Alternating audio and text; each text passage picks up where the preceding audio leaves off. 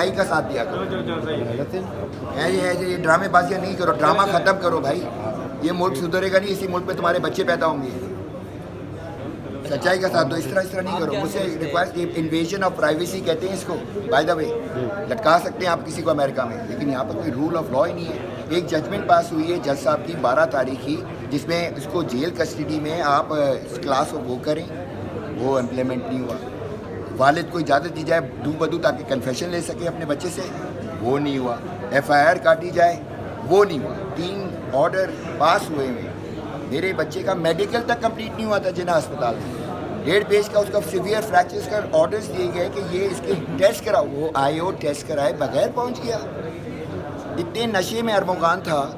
जब पूरी मीडिया पे आपने हाइप चलाई है तो उसकी मेडिकल रिपोर्ट का है भाई।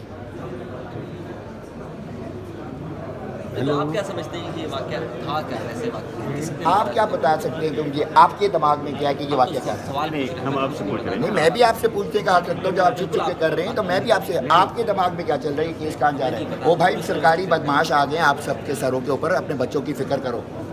मैं अकेला खड़ा रहूँगा, लेकिन मारेंगे ना, मार दें। मैंने बच्चे से जाके सिर्फ जब फ़ोन पे बात की ना, मैंने बेटा स्टे स्ट्रॉन्ग, कहते पापा मारेंगे ना, मार दें।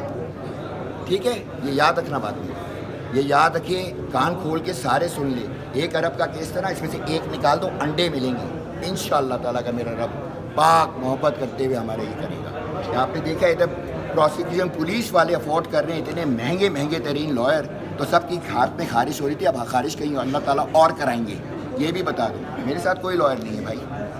वो DSP एहसन जुल्फ़िकार घर में कूदते हैं। दरख्शा था का केस है अगवा का, हिजरी थाने की हदूद में आते हैं, रोज़ाचे में एंट्री होती है कि 50 फ़कीर पकड़ के लाओ। वो डिफेंस के पॉश एरिया में कूदते हैं। अच्छा, इतनी जब फायरिंग हुई 3 घंटे तक फायरिंग, वो चीख रहा है, ये क्यों नहीं बताया उसने? 15 पे भी कॉल करी। फायरिंग करके 15 पे कौन कॉल करता है कि भाई मेरी जान का खतरा है? ये क्यों नहीं आप रिकॉर्ड पे बता रहे? Why is anybody talking about this? Why? मेरी सिंपैथीज उसकी माँ के साथ हैं अभी सिर्फ, और किसी सिस्टम पे मैं नहीं मानता। और उसको भी हम स्क्रूटनाइज करेंगे कि एक ब्लैक मेलिंग रैकेट हो रहा है पुलिस के अंदर। एक सब पुलिस है, सादा लिबास में लोग उधर इंटरनेट पे एक मिस इन्फॉर्मेशन फैला रहे हैं। While I speak to you, खुदा की कसम खाता हूँ, मैं काउंट नहीं कर सकता, लेकिन है, मैं वो भी पॉइंट आउट कर सकता हूँ। लेकिन मुझे कौन प्रोटेक्ट करेगा?